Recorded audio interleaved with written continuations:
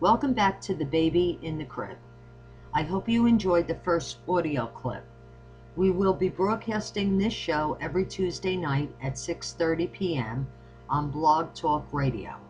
If you are unable to listen in then, the show will be available on our website the next day. On the second audio clip, I will be talking about The Baby in the Crib and how our research began. The first thing I did was start a family tree. I was still curious about Enrico Girardi. I needed the help from my dad with this part. Most of our relatives in the city came over from Italy, so a lot of the names were not in English. The tree turned out to be a lot larger than expected. I didn't realize how many relatives we actually had living in the neighborhood. It was amazing that back in the 1920s, so many people could fit in one apartment. I also noticed that a lot of families had boarders living with them. Once they came over from the other side, they would stay with friends or family until they were settled in, and then they'd move on to their other places. That was a help. It allowed us to see who our family was associated with. Some family members were Jersey City residents in the early 1900s. The majority arrived between 1910 and 1920. Grandparents on both my mom and dad's side resided there, all living on Pine Street. After the tree was completed, Enrico Girardi did not show up as a family member at all. Okay, so now what? I started asking questions about our family. I was told that my mom's two uncles were employed with the city. They worked for the mayor, and it was stressed that he was one character. I was told about how the people of Jersey City didn't like him, but were too afraid to say so. They were afraid of him, for whatever reason. Next, I searched my mom's two uncles. Daniel, who worked in the mayor's office, was listed as an elevator operator in City Hall. Anthony, whom was known to our family only as Uncle Zepp, it was unclear as to his position with the city. According to the family, he held two positions, one with the city and the other with the county as a boiler inspector. When I was a kid, I remember he always dressed in a suit and tie, no matter how hot it was. I do know that Election Day was a very busy day for him in the city. The next thing I searched was the previous owners of our house. From what I know, my grandmother purchased this house sometime in the mid-50s from the bank. It seemed that from 1900 to the time she bought it, there were two other owners. I was able to see the tenants in the census records, but only every 10 years. We had relatives living across the street from there and another family members living in another building connected to ours, but none in my building until my grandmother bought that house. I returned my search back to my two great uncles. I did find in an old newspaper article about Daniel. It was written that he was burning paperwork in the basement of City Hall. In 1947, Jersey City Mayor Frank Hague announced his retirement. His nephew, Frank Hague Eggers, was chosen by him as his successor. In 1949, Eggers lost the re-election for mayor. It was at this time that those papers were burnt in the basement. After reading this, I thought I needed to know more about this mayor and his type of government. Doing so might bring up some more about my family members. I browsed through the website for Jersey City and also listened to audio tapes about this mayor in his early days. There was something that caught my attention. It was an article about his elite squad of officers that were loyal only to him and served also as spies within the city, spying on the city workers and the residents. This squad was known as the Mayor's Zeppelins, or Zeps, as they were called. I checked about my uncle's name. I was told that it was the way you pronounced it in Albanian. Zeppendonia. He was Uncle Zep to us. No, Anthony is Anthony in English, Albanian, or Italian. Not Zep. The baby in the crib. Our apartment was on the top floor of a 3-story building. My bedroom was off the living room and faced the street below. I don't recall anything out of the ordinary happening while being in that room, except at night when I would sleep. My dream would start the same way every time. I would see the crib at the foot of my bed. The child in it would be standing, dressed in a white shirt and diaper. The woman would walk into the room and approach the crib. She would dress the child and then wrap a blanket around for warmth. She would lift the child out of the crib and turn and walk out the doorway, through the living room and out the apartment door. I would get up out of bed and follow her out and down the stairs. The first flight of stairs were about 10 steps down, with a narrow hallway at the second floor apartment. The next flight had about 15 to 18 steps, which brought you down to the first floor apartment. She would continue through the double wooden doors where the metal mailboxes were.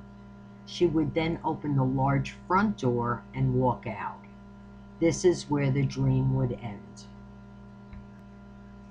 Each time I would dream this, it was like watching a movie clip over and over again for the next 9 years. Nothing changed. It was exact every time. As a child, I didn't know that dreaming this way was very unusual. I do now as an adult. The dream never frightened me at all, though, so making a big deal about it never occurred. The child's name was never mentioned, but I always felt it was a boy. In fact, it was like watching a silent movie. There was no sound from neither the child or the woman, and they never acknowledged me at all. It's safe to assume that the child in the dream was old enough to walk. He would stand in the left-hand corner of the crib, facing the doorway without holding on. You could see about an inch or so of his shoulders. He had short, light hair, cropped close to his head. I say light hair because the dream was in black and white. He had a cute face and seemed happy to see the woman when she walked into the room. The crib was very plain. It was even in height on all sides. When the woman stood next to the crib, the rails were right below her chest area. She had dark hair to her shoulders. It was combed back and wavy. She wore a dark hat that was close to the skull.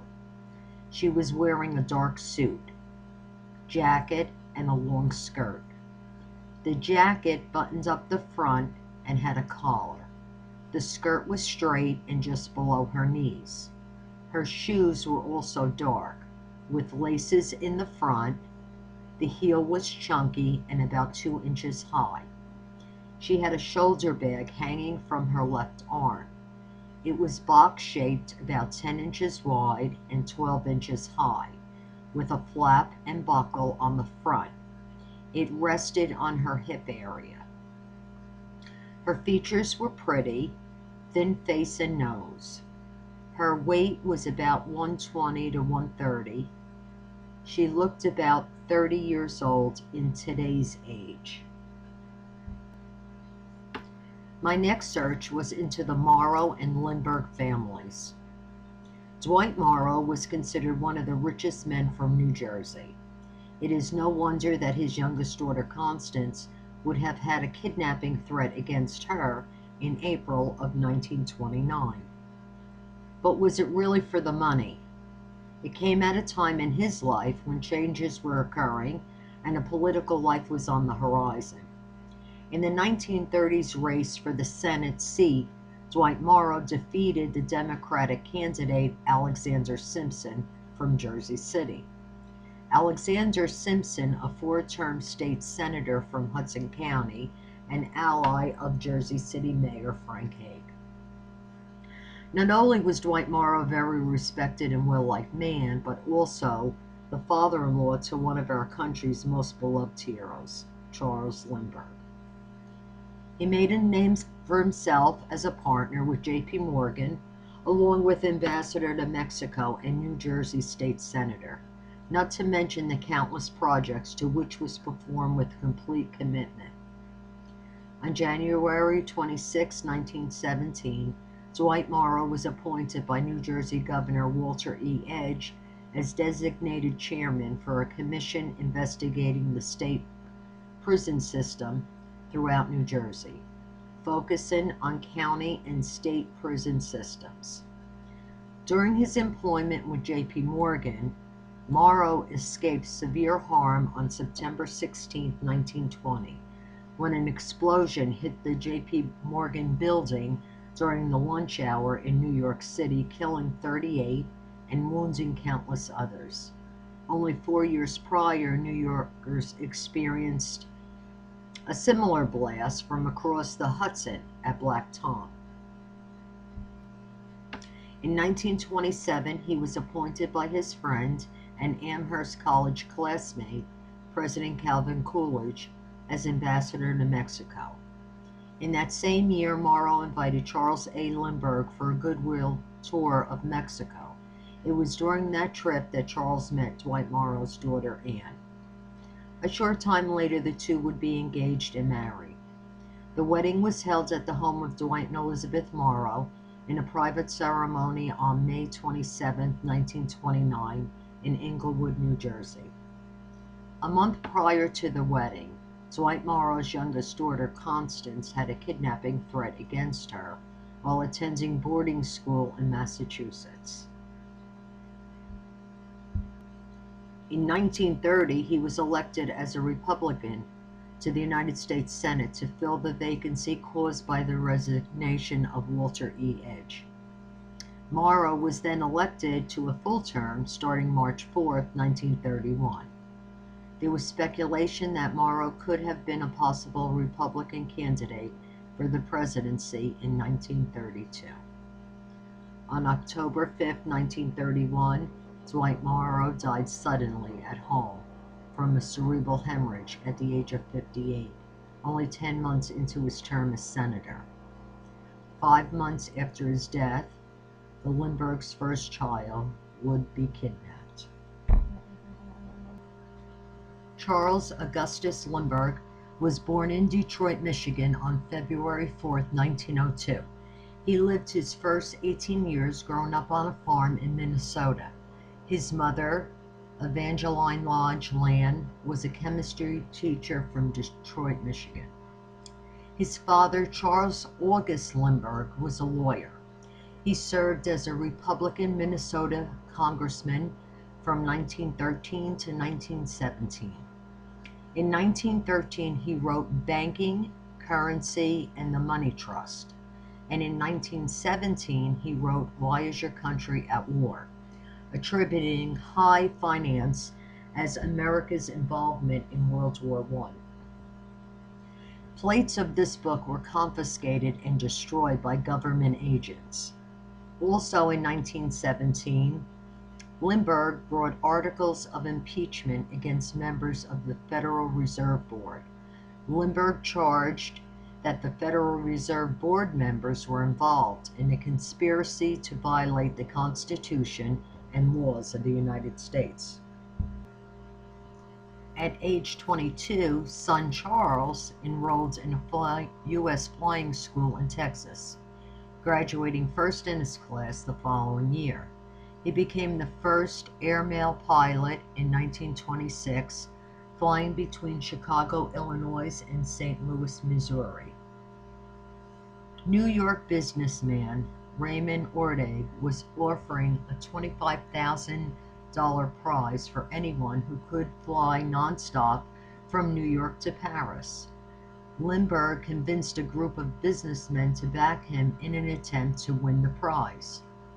He helped design the plane in which he would make his solo attempt.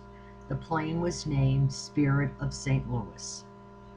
On May 21st, 1927, at 10:22 p.m., Charles Lindbergh landed his plane in an airfield near Paris. The rest of that year was spent accepting awards and touring 82 U.S. cities. After his famous flight and numerous celebrations, it would be then that Charles Lindbergh would meet his future wife, Anne Morrow, on his trip to Mexico. In 1932, Anne and Charles resided in Englewood, New Jersey, at the home of Anne's parents, Dwight and Elizabeth Morrow. It was during this time that the Lindberghs were having a new home built in Hopewell, New Jersey. They would be in Englewood all week, spending weekends at the new home. The night of the kidnapping, which was a Monday, Anne Lindbergh decided that she was not returning home that Monday with the baby, since he was sick and the weather was bad. She called her parents home in the afternoon to ask to have the driver bring the baby's nursemaid, Betty, down to Hopewell to care for him. He was put to sleep at 8 p.m., and by 10 p.m. that night, when Betty, his nursemaid, checked on him, he was gone. No one remembers hearing anything but the wind. The dog didn't even bark, and yet that child was removed from his home. The only people that knew the Lindberghs would be in Hopewell on that Monday night was the family and the work staff. Within days, most of the New Jersey police departments were involved in some way, including Jersey City, Newark, and Paterson. In June 1932, officials began to suspect an inside job, in that someone the Lindberghs trusted may have betrayed the family. Each one of the servants from the Morrow and Lindbergh estates were to be questioned.